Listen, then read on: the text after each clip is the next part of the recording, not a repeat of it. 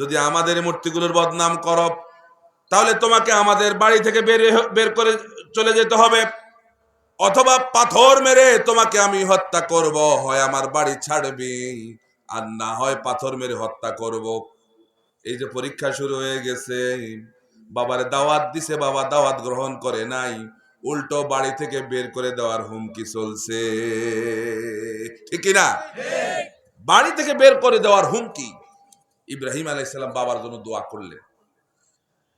ইব্রাহিম আলাইহিস সালাম এই যে মূর্তি পূজারীদেরকে দাওয়াত দিলেন, শুধুমাত্র তার স্ত্রী সায়রা আলাইহিস সালাম এবং ভাতুষপুত্র লূত আলাইহিস সালাম দুইজন ঈমান আনছে, আর কেউ তার কথা শুনে। এখন আমরা যারা দায়ী হই, আমরা যারা নেতা হই, মানুষদেরকে যারা নামাজের দিকে আহ্বান করে, একদিন দুই দিন আহ্বান করে আমরা বিরক্ত হয়ে যাই। ইব্রাহিম আলাইহিস সালাম গোটা জাতিকে দাওয়াত দিলেন, তিনি কিন্তু বিরক্ত। এরপরে তিনি শহরের লোকদেরকে দাওয়াত দিবেন, গ্রামের লোকদেরকে দাওয়াত দেওয়ার পর শহরের লোকদেরকে দাওয়াত দিবেন। শিক্ষিত মানুষ তারা আগের আলারা ছিল, কাঠ দিয়া হাবিজাবি দিয়া মাটি দিয়া মূর্তি বানায় এগুলোর পূজা করত। কিন্তু শহরের লোকেরা আরো মডার্ন, এরা পূজা করে তারকার পূজা, এরা পূজা করে চন্দ্রের পূজা, এরা পূজা করে সূর্যের পূজা। সুতরাং তাদেরকে এই স্বাভাবিক দাওয়াত দিলে হবে না, তাদেরকে যুক্তিসঙ্গত দাওয়াত দেওয়া। আল্লাহ রাব্বুল আলামিন বলেন, وَكَذَلِكَ نُرِي إِبْرَاهِيمَ مَلَكُوتَ السَّمَاوَاتِ وَالْأَرْضِ وَلِيَكُونَ مِنَ الْمُوقِنِينَ।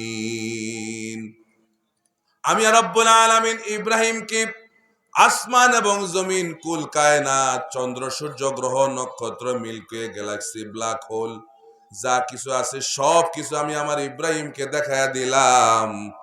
আর এই কারণে ইব্রাহিমের অন্তর আমার প্রতি বিশ্বাসে টইটুম্বর হয়ে গেছে। এখন আসমান জমিনের, এমনকি চন্দ্র সূর্য গ্রহ নক্ষত্রের জ্ঞান আমি ইব্রাহিমের মধ্যে ঢুকাই দিয়েছি। সুবহানাল্লাহ। এবার ইব্রাহিম আলাইহিস সালাম তারকা পূজারীদের কাছে গেলেন। একদিন সন্ধ্যার সময় আকাশে যখন তারকা উদিত হলো, তারকা পূজারীদের সামনে গিয়া বলে, আল্লাহ বলছেন, ফালাম্মা জান্না আলাইহিল লাইলু রাআ কাওকাবা ক্বালা হাযা রাব্বি।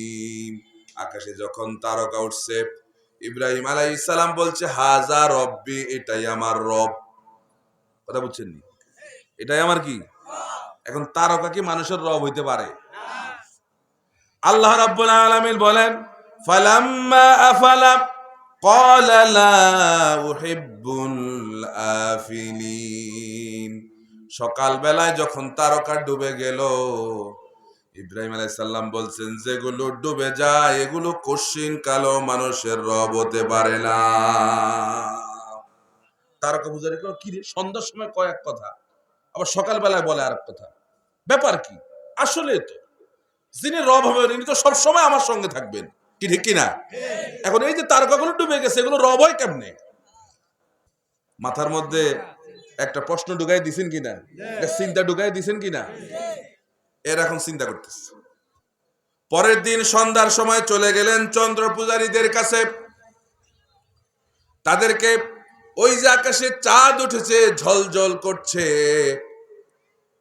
পূর্ণিমার চাঁদ যখন আকাশের যখন উদিত হলো, আল্লাহ বলছেন, ফালাম্মা রাআল কমারা বাযিগা ক্বালা হাযা রাব্বি ফালাম্মা আফালা ক্বালা লাইন লাম ইয়াহদিনি রাব্বি লাআকুনান্না মিনাল কওমিদ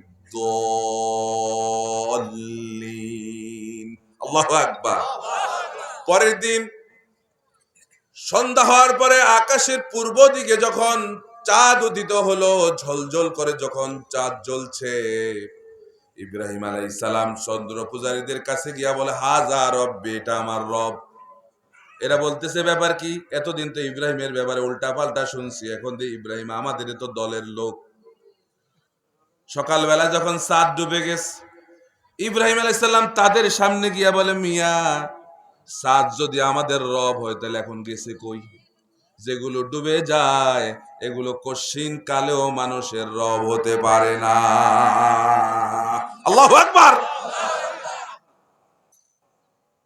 প্র্যাকটিক্যাল দাওয়াত দিচ্ছে শহরের লোকদেরকে, আর গ্রামের লোকদেরকে স্বাভাবিক দাওয়াত। শহরের লোকদেরকে প্র্যাকটিক্যাল দাওয়াত দিতে হয়। এই জন্য আমরাও যে আলোচনা করি, কথাবার্তা বলি, যেখানে যে ধরনের কথা বলা দরকার আমরা ঠিক সেখানে সেই ধরনের কথা বলি।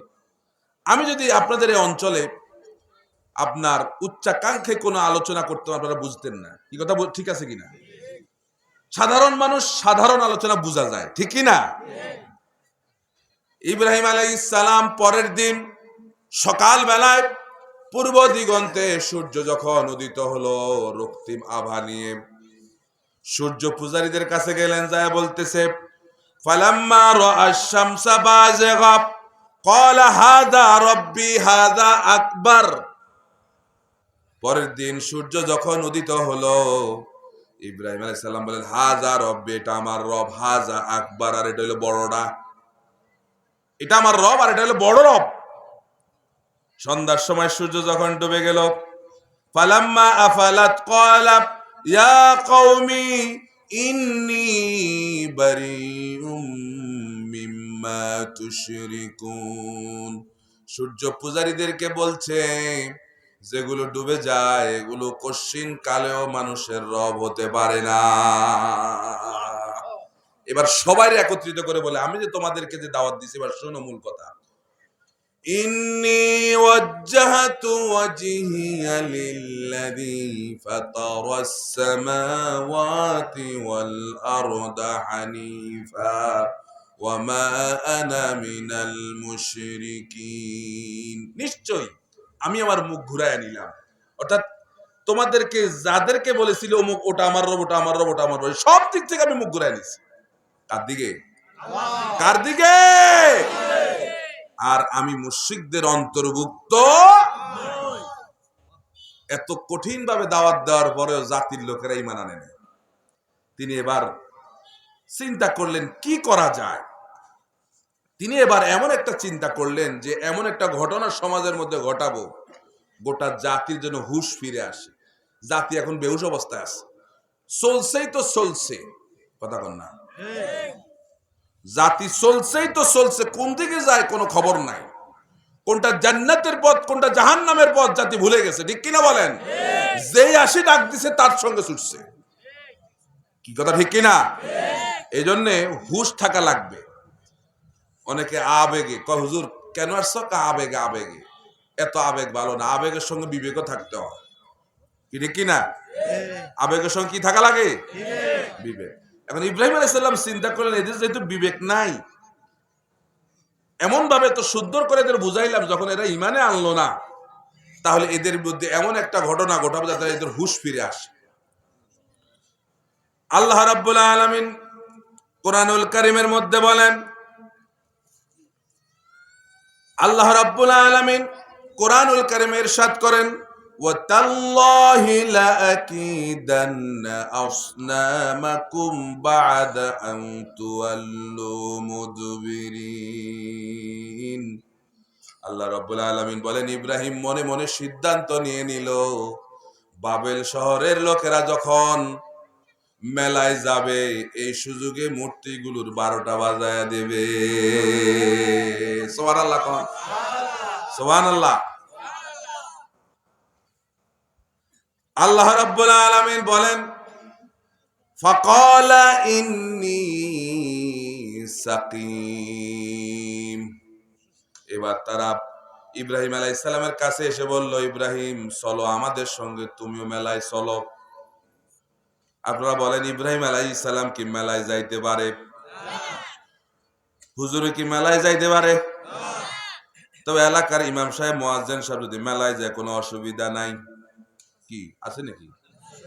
আপনারা মেলায় যাননি? মেলায় বৈশাখী মেলায়